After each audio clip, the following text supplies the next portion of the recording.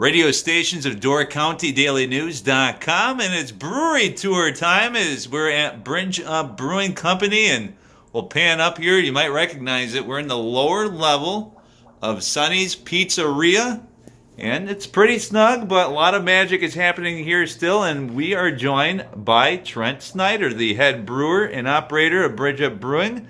And Trent, to take us around this room here, it's not the biggest. We'll pan around a little bit. Sure. Not the biggest room in the world, but you're still able to brew a lot of fun beers for people to be trying out real soon. Yeah, I like to say it's cozy. It's a perfect space for a one-man operation. But yeah, we've got everything, basically everything that brews the beer right here in this section. We got all our equipment from Spike Brewing, which is a company out of Milwaukee. It was really important for us to try to buy local, so that was great. It's a one-barrel system. Most recently, I've been doing some test batches on a 15-gallon scale, so half of what I can do. It's all electric, which is great. All run from this motherboard here. We got the hot liquor tank, which is basically the vessel that holds all the hot water, that does all the heating of the various components of the brewing process. Then we've got the mash tun, which is where all the magic happens. This is where the hot liquor tank empties hot water into here to a certain level, and that's where I add in all the grains and adjuncts. It sits in there for an hour, and it kind of makes a real sugary, thick syrup, which then travels to the boil kettle, where it boils from anywhere from 60 to 90 minutes, which kind of evaporates some of the water and really condenses that sugary wort. And that's where you add the hops, and if you're going to add anything fun like peanut butter or things like that, go in there.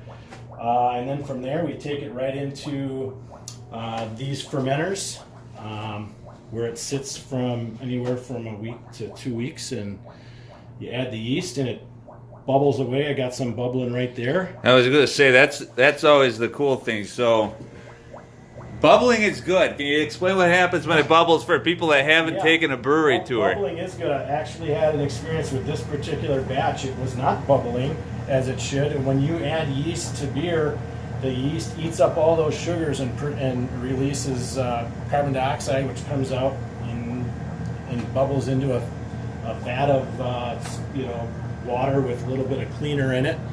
So you mentioned peanut butter, so I was curious why you picked that one. You are actually, right now, there's a peanut butter chocolate stout in there, and those bubbles means that it's carbonating right now. Yeah, and I think it was a little slow to get the yeast going, because it's a higher gravity beer, which means basically it's going to have a higher alcohol content when it's done.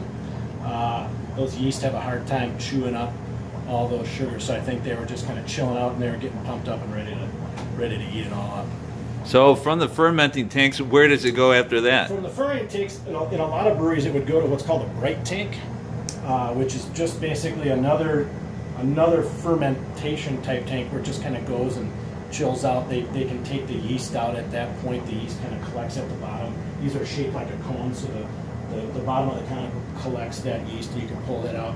But these, because of our limited space, these are unit tanks. So I can do the bright tank part of the process right inside here. So basically, I dump the yeast out the bottom, and then let the beer kind of condition in there for another couple of days or so, and then I can cold crash it in there, which basically takes anything else that might be floating around in there and drop it down, and then I can actually carbonate right inside there too. So I just hook up a carb stone to it, CO2 tank, put all those awesome bubbles in there, and then I can keg it right from there too. So for a small operation, it's a real condensed product. It works great. And we started with the kegs over here. We have the ingredients literally just stacked up. Just stacked up, ready to go there. Bigger breweries obviously have the big silos and everything like that. For sure. And over time here, next few weeks here, you might be able to come to Sonny's, taste some of the beers that Bringe Up Brewing is making. And what are going to be some of those different varieties?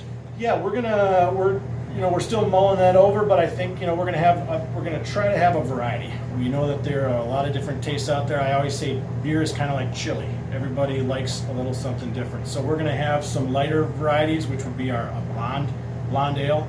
We've got a nice a lighter brown ale, which will be good. We've got a cream ale that I think will be really, really nice. A lot of people like the Spotted Cow in Wisconsin. Obviously, it's the only place you can get a very popular beer, so we've tried to create something that's along those lines. And then we'll have an IPA or two, which is a popular beer style. And then we'll have something on the darker end, especially this time of year when it's colder, those darker beers, like the peanut butter chocolate stout. We have a breakfast stout as well, which is brewed with granola and coffee from up in Allison Bay at Door County. Love granola and kick-ash coffee that I think will be real nice. So we're gonna have a nice variety. And then again, we're gonna ask the people what's next. What do you want us to brew next? So when you come to Sonny's next, down in the lower level, you can watch Trent go to work and brew all your favorite Bridge Up Brewing Company beers. But until then, this is DoorCountyDailyNews.com saying cheers from Bridge Up Brewing Company.